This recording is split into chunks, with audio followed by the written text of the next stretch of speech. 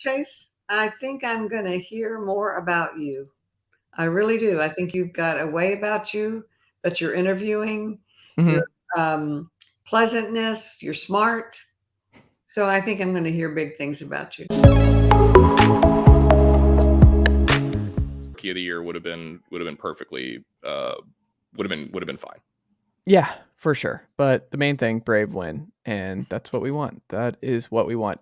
James Click was offered a 1-year extension with the Houston Astros, and he declined. So James Click is no longer the general manager of the Houston Astros. The assistant GM is also out.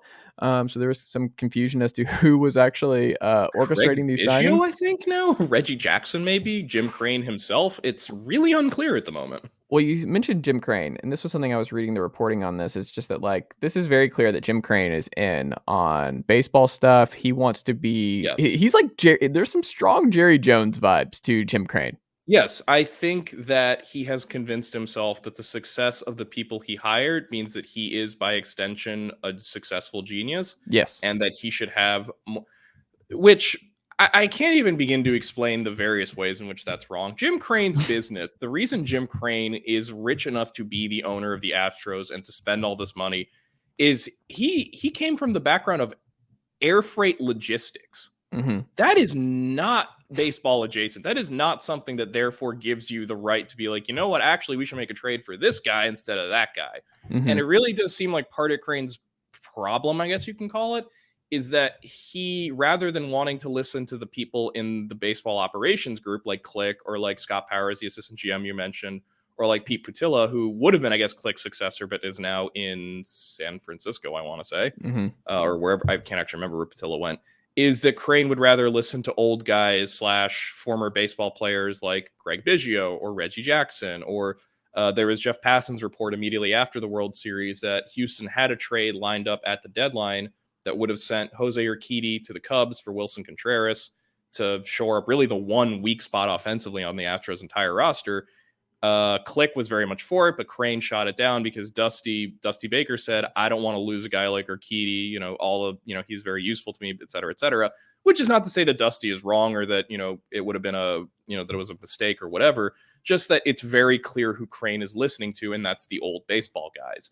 And that seems to have convinced him that he also understands baseball, despite the fact that really, when you think about what Jim Crane has brought to Houston, it is a culture of toxic mismanagement that allowed someone like Jeff Luhnow basically to do whatever he wanted because the end result was winning. And that's really all that Jim Crane, I think, cares about, winning, and presumably winning in a semi-cost efficient fashion. So I don't Dave know, man. Stewart, come on down. Here's the other thing. If you're Jim Crane, which is, or not if you're Jim Crane, but I guess more if you're an Astros fan, who is going to want to run this front office right now? The dude who just won the World Series, who spent the last 3 years mopping up one of the worst messes that any team has created in the last 50 years of baseball in terms of scandals. Like, to give him a 1-year offer is basically equivalent to having someone walk into your house and you can be like, wow, I'm so glad you're here. Let me offer you a drink. It's motor oil with a rubber duck floating in it. Like, it's a fundamentally the same thing. It is an insult to offer that man a 1-year job. So it's no surprise to me that Click walked. What is going to be very interesting to me is who is Houston going to hire to replace him, if anyone. The internal org chart has been laid pretty low. And so unless it's something like, I don't know, does Crane want to see about bringing in Lieutenant Sig Megdal back from the Orioles?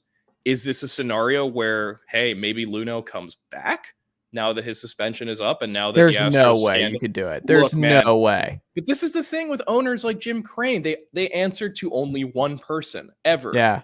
Themselves. Nothing else matters. If they can justify it, if they can figure out the reasoning for it, if they think it's the right move, they'll just do it. And they don't really care what anyone. I mean, look, what percent would you put on Jeff Luhnow being the next GM of the Astros? We live in an age where a man essentially bought Twitter as a prank and is now running it into the ground because he feels that he alone is the one who understands how the website works, despite the fact that he's been being told daily by hundreds, if not thousands, if not literally at times millions of people, you do not know what you're doing. His Twitter ego usage has gone up for people to tell him this very thing. his ego is so big that I think he can only see it as, well, I know I'm right because I'm the rich guy. Like, I wouldn't be here if I didn't know what I was doing. And I think Jim Crane is in a similar position where it's like, well, if I didn't know what I was doing, how come I have 2 World Series rings? And the answer is because the people you hired did that work.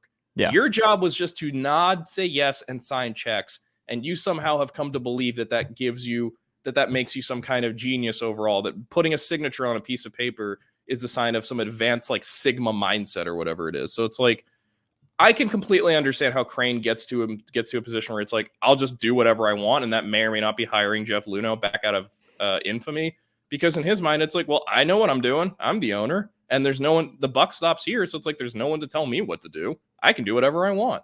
What is the percentage that Luhnow's the next GM? Like 15%. That's insanely high based on the circumstances. It is, but I would you be if the Astros came out tomorrow and said our new general manager is Jeff Luhnow, welcome back, Jeff. You'd be stunned, but you would not be surprised, right? Yeah, I think like so. It wouldn't have come completely out. And of Astros fans wouldn't be upset. Like, that's the other part of it. Is they would be like, there's a significant chunk of them that are essentially election deniers. Like they're like if. Like there's a good chance that if Houston had lost this World Series, there would have been a whole bunch of folks in orange and the Tequila Sunrise jerseys trying to storm MLB offices down in Chelsea, here in New York City, just like trying to hang Rob Manfred in effigy or something. I should. But yeah, I don't think there's I think a good number of Houston fans would be like, yeah, we're getting the band back together. Jeff Luhnow did nothing wrong. And it's like, no, he did shit wrong. He really did stuff wrong. Like, it's really hard to get suspended for a year. Actually, Jeff Luhnow is good. I'm excited for that column. But like, again, would it surprise you if Jim Crane decided that since he's the genius in charge, like the best thing to do is bring back the guy he liked? No. What if he just made himself GM?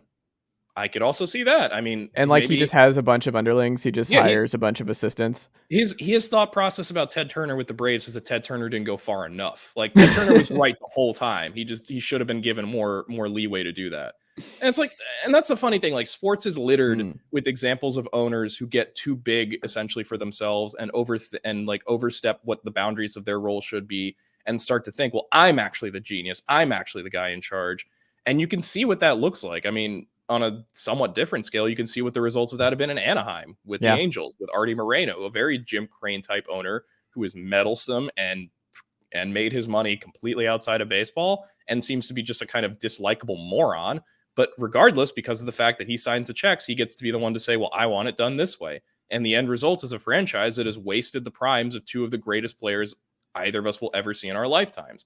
I'm not saying that's the direction Houston is going, obviously, because, they're a little bit better in terms of the whole, team building thing. But it is really, I think, I think if you're an Astros fan, you should be worried that this is how things have kicked off.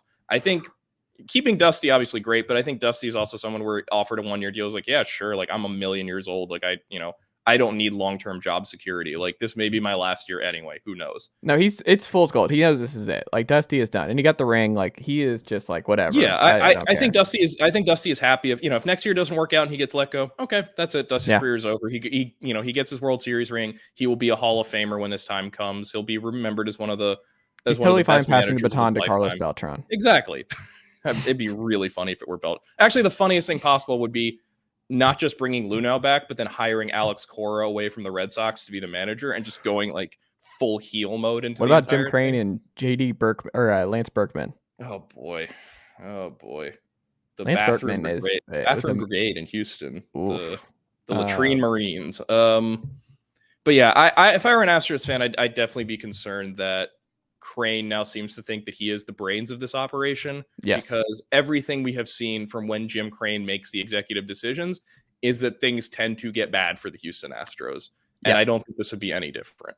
It's like the worst thing that can happen to folks like Crane is just they win. So then they think they're the responsible, but like, it's just, I don't know how it doesn't go to their head and just think it's them. And that's why you're comfortable. Like, you want to do the 1 year at a time thing. Like, here's our standard. Like, we've proven that with my brilliance and the way we built this organization that we should be winning titles every year, and we're going to do it my way. And this is how it works. And then The difference with Moreno and guys like that is just the losing just kind of berates you, and you're just like, I'm so sad. Like, you're just not.